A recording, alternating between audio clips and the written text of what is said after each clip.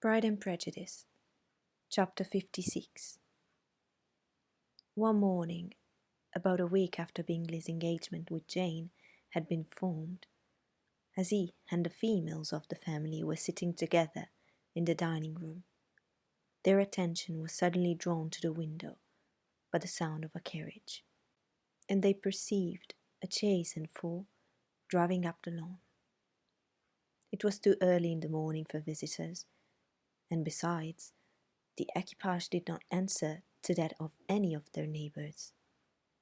The horses were post, and neither the carriage nor the livery of the servant who preceded it were familiar to them. As it was certain, however, that somebody was coming, Bingley instantly prevailed on Miss Bennet to avoid the confinement of such an intrusion and walk away with him into the shrubbery. They both set off, and the conjectures of the remaining three continued, though with little satisfaction, till the door was thrown open, and their visitor entered. It was Lady Catherine de Bourgh.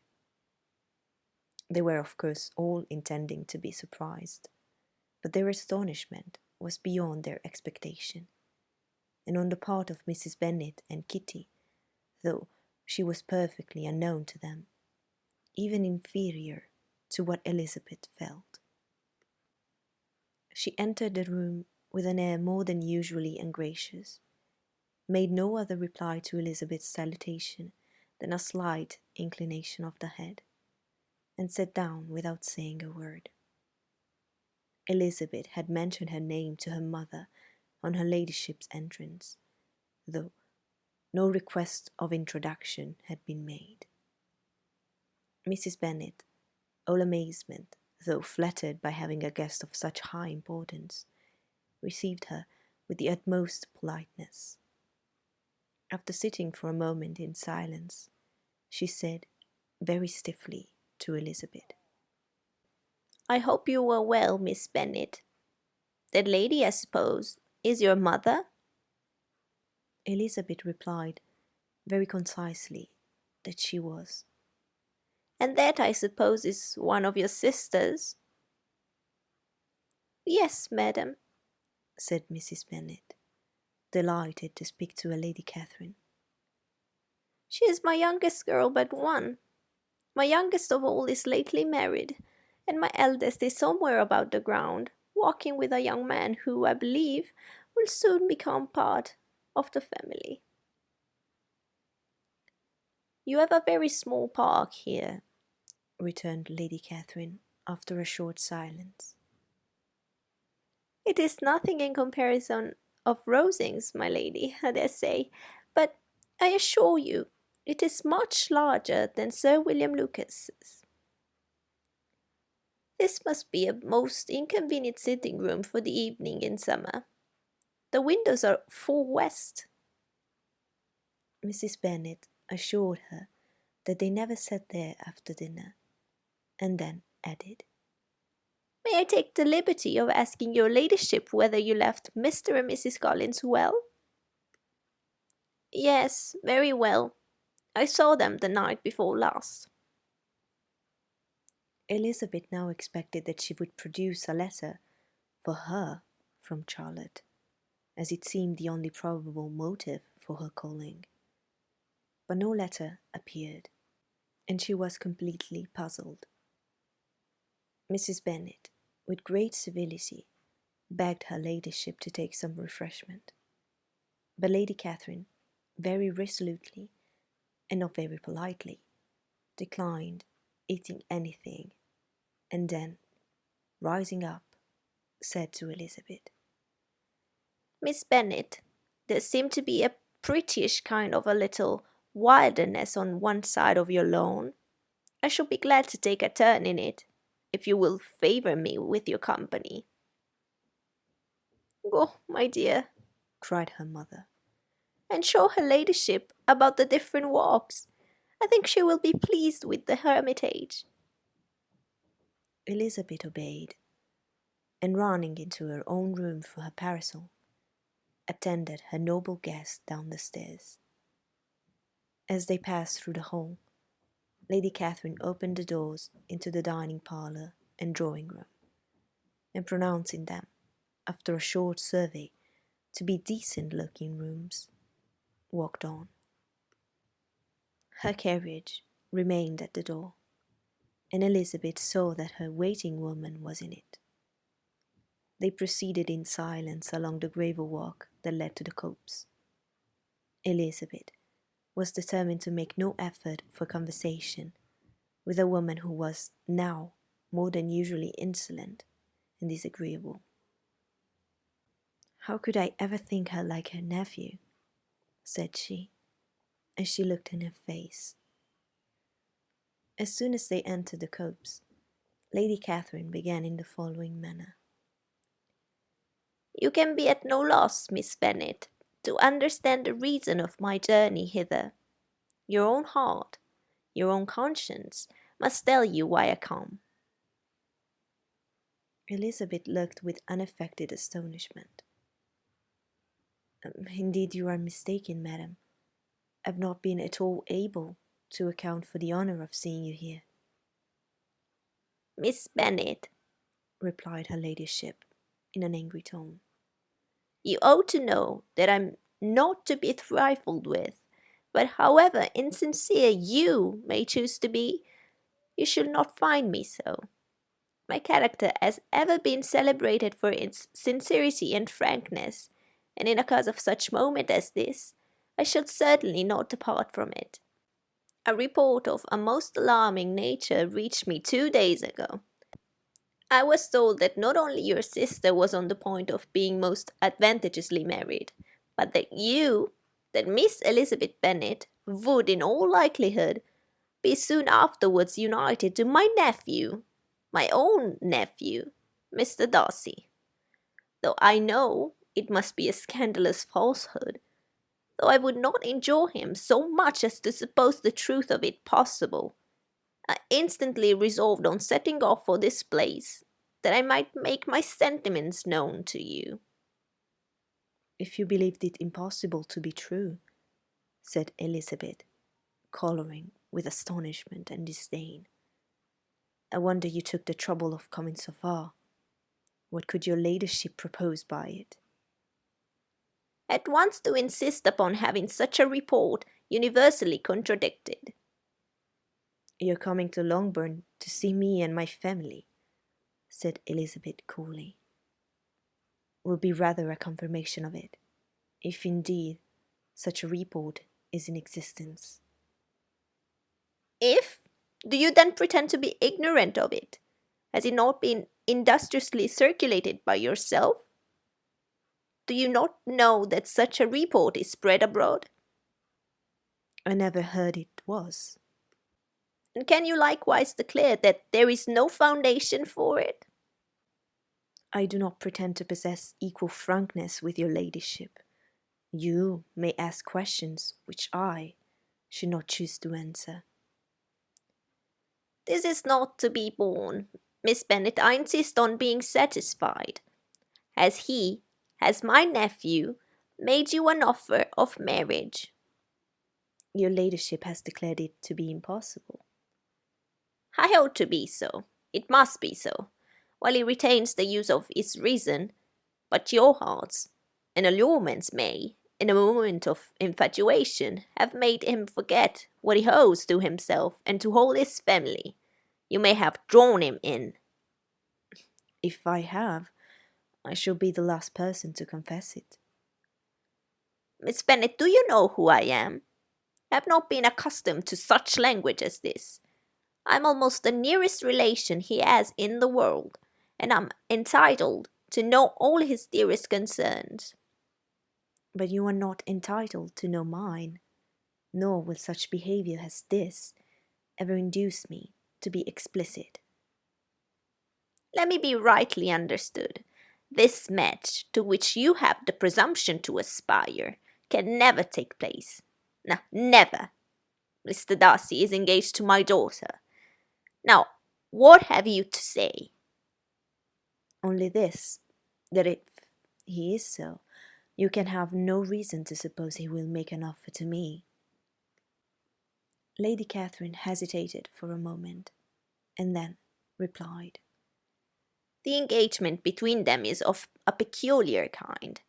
From their infancy they have been intended for each other. It was the favourite wish of his mother, as well as of hers.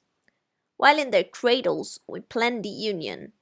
And now, at the moment when the wishes of both sisters would be accomplished, in their marriage to be prevented by a young woman of inferior birth, of no importance in the world, and wholly unallied to the family.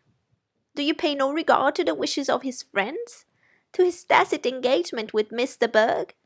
Are you lost to every feeling of propriety and delicacy? Have you not heard me say that from his earliest hours he was destined for his cousin? Yes, and I'd heard it before, but what is that to me?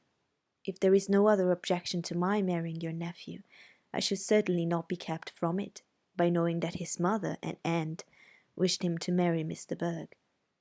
You both did as much as you could in planning the marriage. Its completion depended on others. If Mr. Darcy is neither by honour nor inclination confined to his cousin, why is not he to make another choice? And if I am the choice, why may not I accept him? Because honour, decorum, prudence, nay, interest forbid it. Yes, Miss Bennet, interest. For do not expect to be noticed by his family or friends if you will fully act against the inclinations of all. You will be censured, slighted, and despised by everyone connected with him. Your alliance will be a disgrace. Your name will never even be mentioned by any of us. These are heavy misfortunes, replied Elizabeth.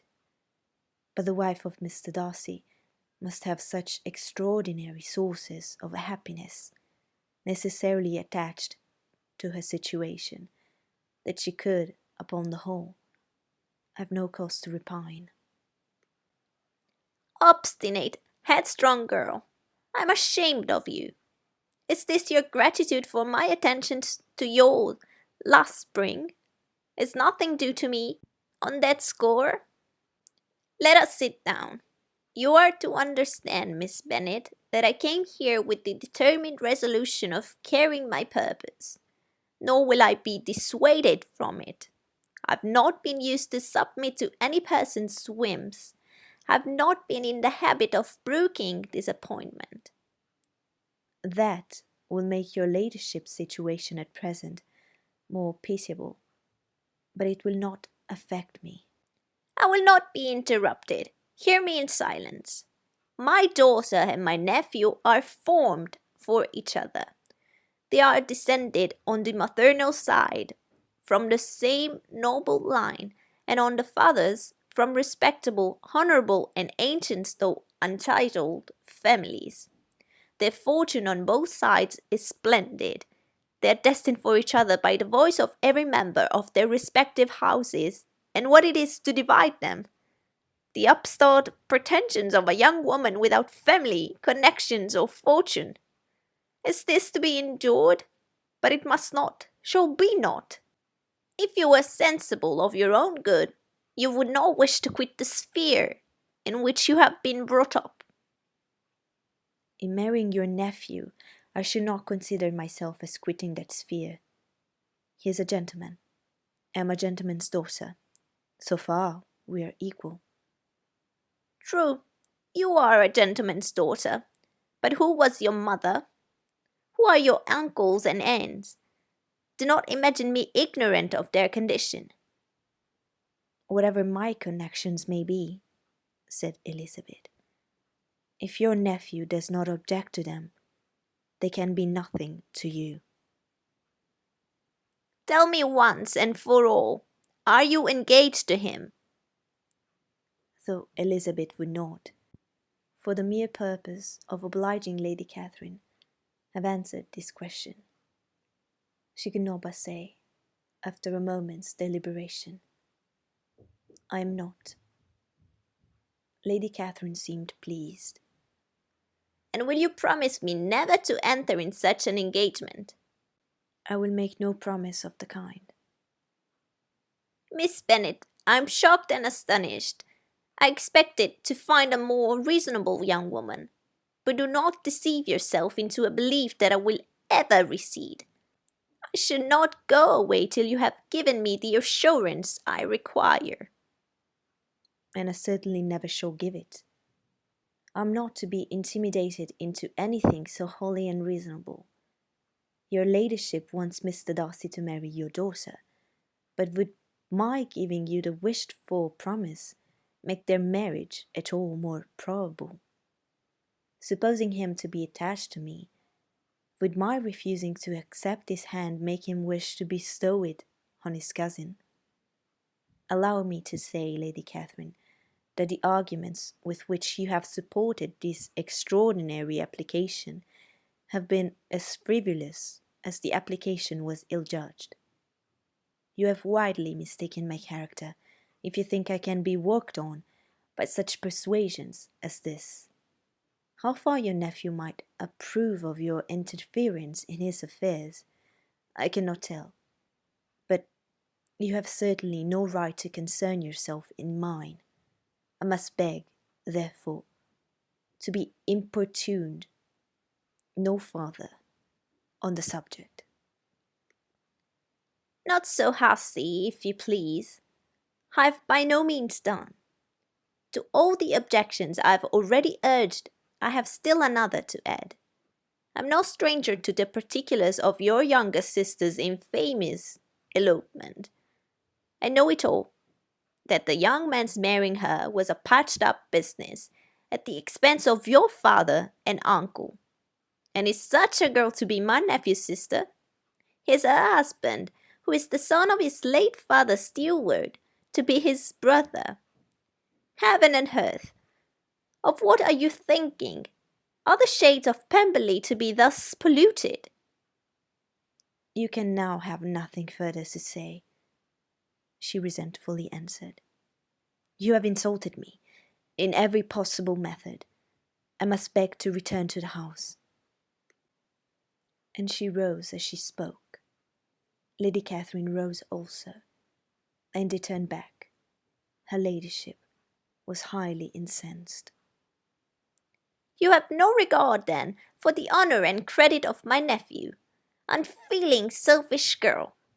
Do you not consider that a connection with you must disgrace him in the eyes of everybody? Lady Catherine, I have nothing further to say. You know my sentiments. You are then resolved to have him? I have said no such thing. I am only resolved to act in that manner, which will, in my own opinion, constitute my happiness without reference to you or to any person so wholly unconnected with me. It is well. You refuse, then, to oblige me. You refuse to obey the claims of duty, honour, and gratitude. You are determined to ruin him in the opinions of all his friends and make him the contempt of the world. Neither duty nor honour nor gratitude, replied Elizabeth, has any possible claim on me in the present instance. No principle of either would be violated by my marriage with Mr. Darcy, and with regard to the resentment of his family or the indignation of the world, if the former were excited by his marrying me, it would not give me one moment's concern, and the world in general would have too much sense to join in the scorn. And this is your real opinion. This is your final resolve. Very well. I shall now know how to act. Do not imagine, Miss Bennet, that your ambition will ever be gratified. I came to try you. I hope to find you reasonable, but depend upon it, I will carry my point. In this manner, Lady Catherine talked on till they were at the door of the carriage, when, turning hastily round, she added, I take no leave of you, Miss Bennet. I send no compliments to your mother. You deserve no such attention. I am most seriously displeased. Elizabeth made no answer, and without attempting to persuade her ladyship to return into the house, walked quietly into it herself. She heard the carriage drive away as she proceeded upstairs. Her mother impatiently met her at the door of the dressing-room to ask why Lady Catherine would not come in again and rest herself. She did not choose it, said her daughter. She would go.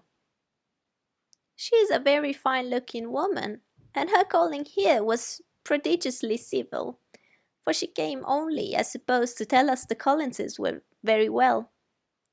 She is on her road somewhere, I dare say, and so, passing through Meryton, thought she might as well call on you. I suppose she had nothing particular to say to you, Lizzie? Elizabeth was forced to give into a little falsehood here, for to acknowledge the substance of their conversation was impossible.